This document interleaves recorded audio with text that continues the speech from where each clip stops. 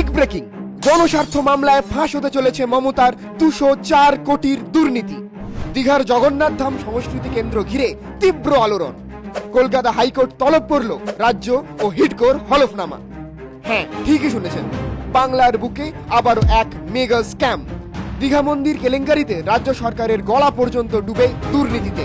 মন্দিরের মুখোশে ভোট ব্যাংকের ছায়ায় আমার আপনার কোটি কোটি টাকা ভ্যানিশ।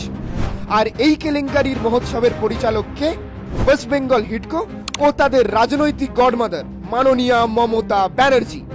জগন্নাথ ধাম সংস্কৃতি কেন্দ্র আসলে তৃণমূলের দুর্নীতির পবিত্র আখড়া।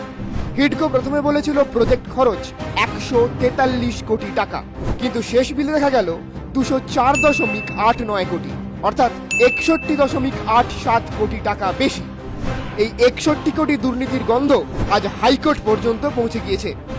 অভিযোগ একের পর এক, বেআইনি টেন্ডার, 26% বেশি দামে কাজ, অথচ ফাইন্যান্স ক্লিয়ারেন্স নেই। অডিট রিপোর্টে ধরা পড়েছে গলদ, অনুদানে আয়কর ছাড়ের ঘোষণা, সিভিক ভলেন্টিয়ার নিয়োগ, ট্রাস্ট চালানো হিডকোর ঠিকানা থেকে। আর এর সবকিছুর উপরে বসে আছেন কালীঘাটের সিইও ক্ষমতা পিসি মমতা। ওয়েস্ট বেঙ্গল হিডকো তার ডান হাত, আর দুর্নীতির এই কাজ তার আশীর্বাদ ছাড়া অসম্ভব।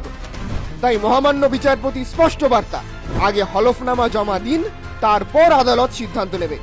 অবশ্যই এটা কোনো বিচ্ছিন্ন ঘটনা নয়, এটা তৃণমূল সরকারের ঘুণ ধরা শাসনের প্রতিচ্ছবি। এ রাজ্যে ধর্ম, উন্নয়ন, সংস্কৃতি আজ সবই শুধু ব্যবহৃত হচ্ছে ভোট ব্যাংকের স্বার্থে।